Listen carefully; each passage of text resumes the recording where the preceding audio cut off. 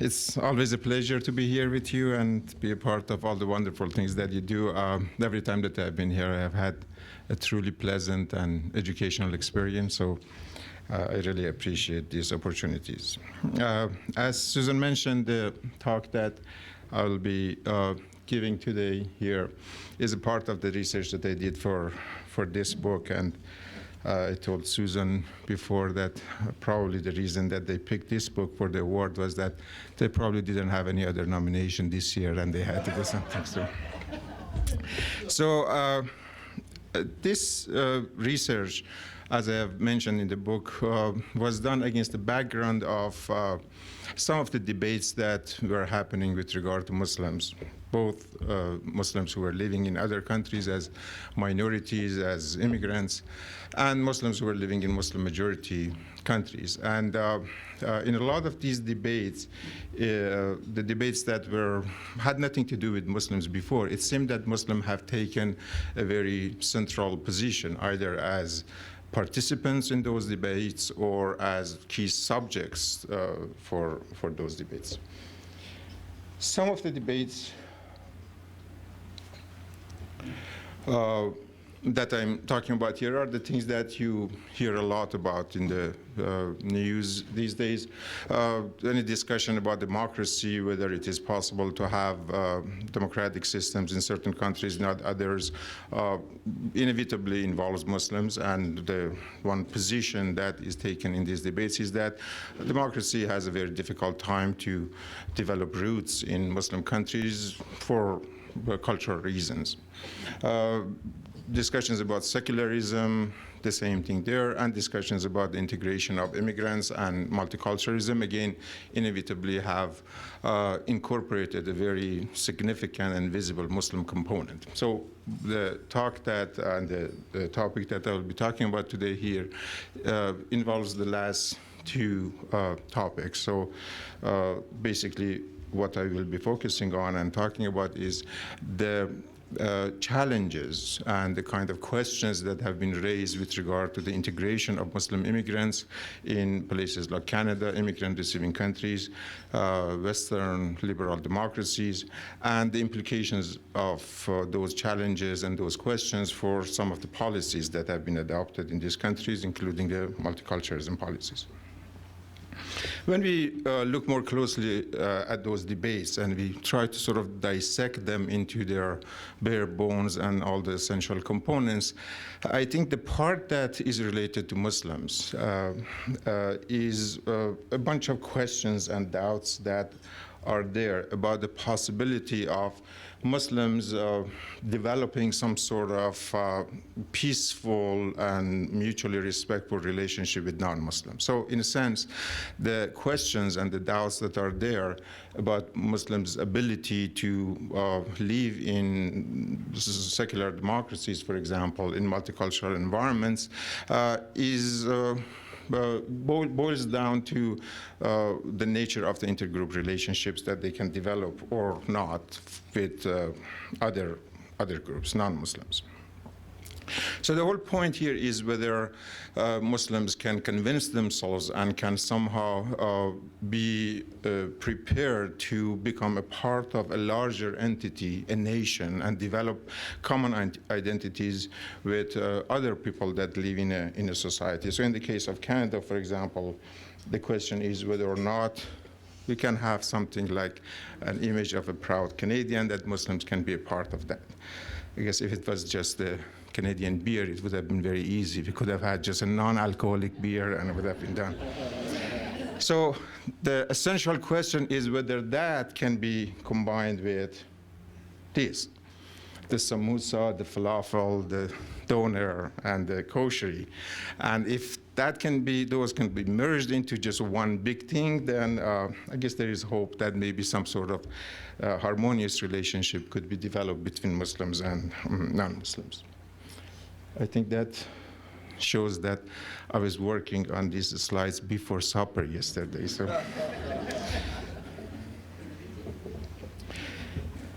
All right.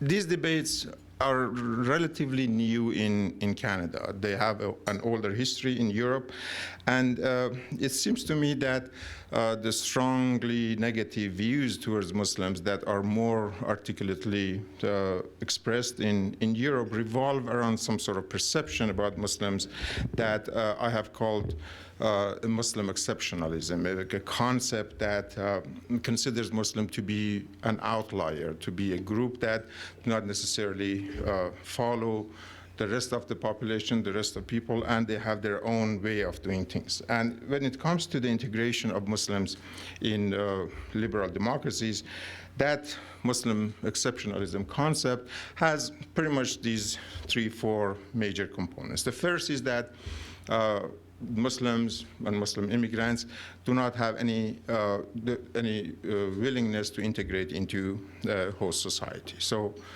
integration is not a goal for them. The second component, and these are all sort of direct quotes that I have taken from the discussions that have been happening in Europe. The second component is that this lack of integration is not necessarily a random thing. It is because of a conscious decision that Muslims have made not to integrate. So it is a very deliberate thing. It is something purposeful, and it is something that is very clearly set by Muslims as a goal. And instead of integrating, Muslims have an alternative goal, and that is to dominate these societies. And that's why you hear a lot about the Muslim tide in Europe and the fact that Europe is becoming sort of Islamicized, and all these concerns and worries that are expressed about that. And the last component of this concept of Muslim exceptionalism is that when it comes to these particular issues and the relationship between Muslims and non-Muslims, there is no variation within the Muslim population. They're all the same. No moderate versus extremist, no liberal, conservative distinctions and divisions within the Muslim population. So basically what that means is that in order to understand Muslims, you just need a sample with the size of 1. And then you can multiply that to 1.5 billion, and then you will get the whole picture.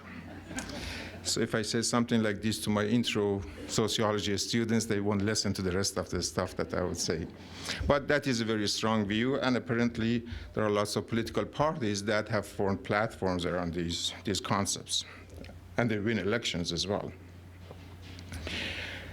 I'll give you 2 very brief descriptions that are basically given as descriptions of 2 groups. And I want to do a little bit of sort of experiment here. I want you to just, when I read these descriptions and when you read them, to think of whether there are 2 of them, whether the first one is talking about Muslims or the second. And then we'll come back to this. So the first one, in case the screen doesn't stay like this, says, they maintain, they referring to that group that is being described here, they maintain strange and conservative religious customs and seem determined not to integrate. They are potential threats associated with criminality and violence. Their dark clothes and head coverings are emblems of civilizational conflicts. They have a tendency to embrace political radicalism and extremist platforms for political action. So that's the first one. The second one says they are distinctly marked, the black tint of the skin. They are ignorant, idle, thriftless, poor, intemperate, and barbarian. They will violate our laws, commit great crimes of violence, even capital offenses. So, those of you who thought the first one was talking about Muslims. Those of you who thought the second one was talking about Muslims. Those of you who thought both of them were talking about Muslims. Okay, ready for the answers? Actually, none of them were about Muslims. The first one was given by Catholics about Jews. And the second one was given by Protestants about Catholics. Very good. And they are about 100 and 150 years old. And when I was just double-checking the references for this last night, I just ran into this, and I swear I didn't make this up. The source of one of these is a magazine, an American magazine, that was named Harper. So, I don't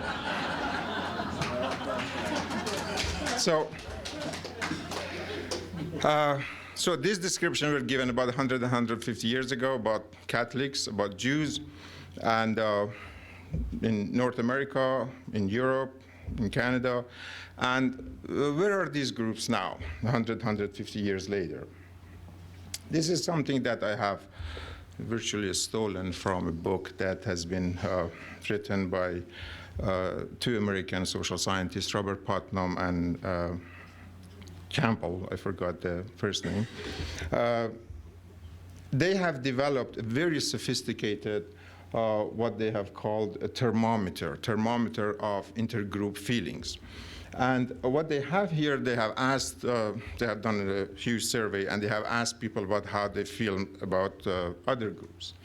And based on whether they feel close to those groups or they have some reservations about them, they have put them closer or farther away from each other. What you see at the top of this graph, the three circles of different sizes that you see, those are Protestants, Catholics, and Jews. So basically, all those views that were described, were included in those descriptions, now have, in a sense, faded away, and they have created a situation in which these three groups feel very close to each other.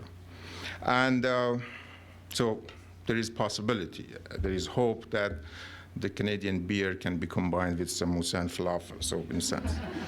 And then at the same time, that one little dot that you will see at the bottom of that screen, at the bottom of that scale, that is for Muslims.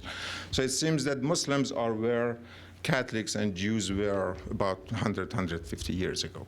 And that's why a lot of scholars in this field are talking about the new Jewish question, basically referring to the Muslim question, or the same kind of treatment that Muslims are receiving, similar to what the Jews and Catholics were receiving a century ago. So the whole point of the discussions that we have is how we can move from those descriptions to the situation that we can see more human and friendly relationship between among these groups. In a nutshell, if I ran out of time and I started seeing the red cards and yellow cards from Susan, the conclusion that I would want you to walk away with from this presentation is that for that to happen, first of all, that can happen, and secondly, for that to happen, there is a need for some kind of two-way process, a two-way street. In the case of Muslims and their integration into liberal democracies, both Muslims and non-Muslims have a responsibility. This is something, a project that both groups have to work on. It is not something that just one group has the responsibilities and obligations and the other group is just enjoying the benefits of that process. It is something that both have to work on, and this is a point that I always highlight every time that I talk about this, whether it is for a Muslim audience or a non-Muslim audience. So I have managed to successfully make both groups mad at myself. So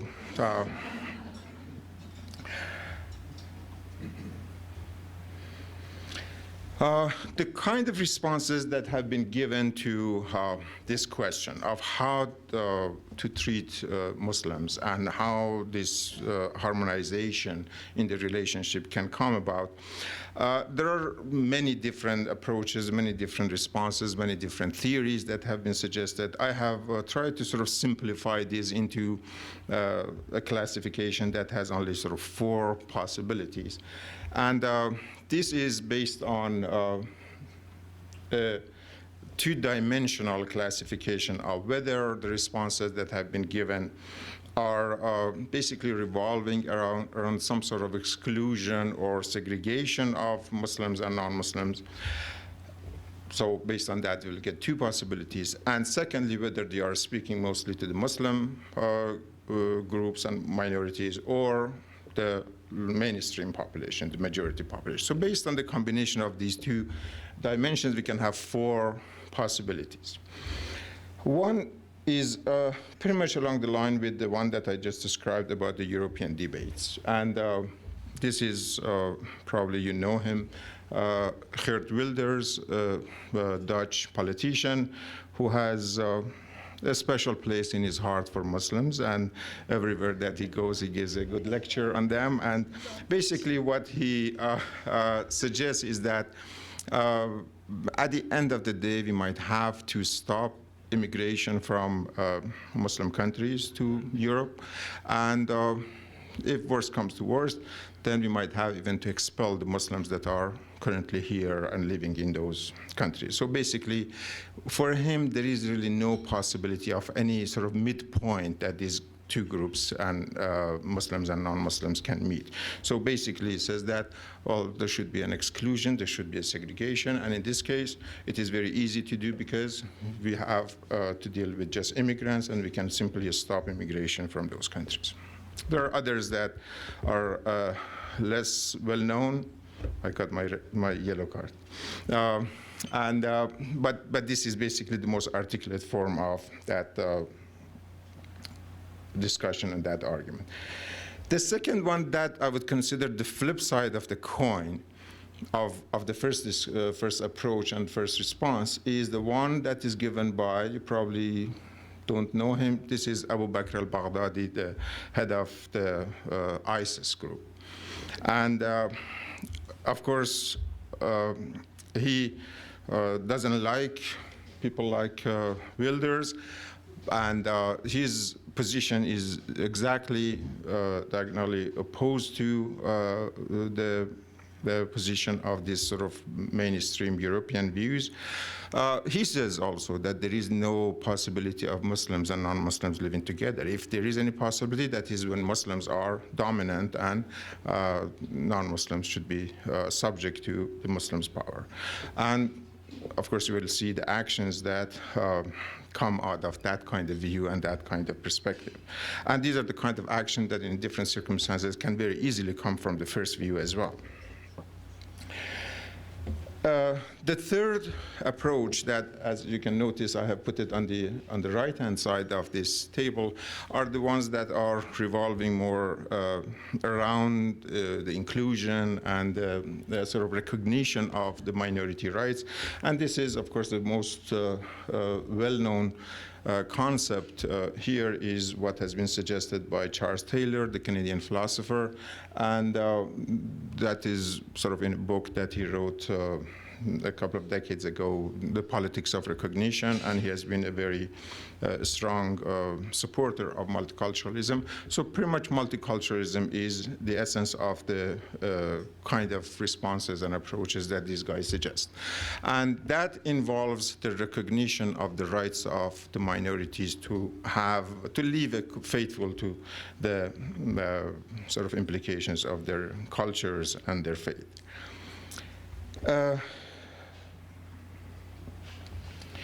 A more recent response has been given by some scholars like Dr. Ingrid Mattson, who is the chair of the Islamic Studies in one of the universities in Ontario. And she thinks that Muslims, using the experiences of Muslims in the United States, which the Muslim immigrants try to develop some sort of coalition, some sort of solidarity with other Muslim minorities, the black Muslims, around the values of social justice. She thinks that Canadian Muslims can also do the same thing and develop a kind of common identity with other minorities based on those ideas of sort of social justice and fairness. And in a sense, she goes beyond sort of the kind of views that revolve around Muslims only, and she wants to sort of expand those boundaries and encourages Muslims to just reach out to other groups, but these other groups are still other minorities. So the problem with all these approaches, well, the first two approaches, I guess we don't have to worry too much about. The second set of approaches, I guess, have this problem, this common problem, that they solidify the situation of Muslims as minorities. So basically, they leave them as minorities and then try to sort of accommodate them, or to just expand their minority status so that it incorporates other minorities. And I think that is a little bit problematic about that. Muslims have to start thinking about themselves as a part of the majority and face all the challenges that the majority populations are facing, and share the kind of activities and whatever positive things the majority can do, and feel and be a part of that group. And those are the kind of things that are more recently being suggested by some Muslim scholars that have had a very particular interest in the experiences of Muslim minorities in the West. I've mentioned just two of them here. One of them is Tariq Ramazan, who is originally Egyptian, but he's now working in one of the universities in Switzerland. And he has been suggesting for a long time that Muslims should abandon some of these very traditional and conventional ideas that they have been accustomed to in their own sort of Muslim majority countries, and they have to subscribe a different perception and different views of themselves. And I will talk about them in a second. The same is true for the other guy, who is Dr. Yusuf al-Qaradawi, again, another Egyptian religious scholar who is living in the Persian Gulf. But he has been sort of very active in developing theories and jurisprudential and theological concepts, new concepts, with regard to the situation of Muslims who are living in the West.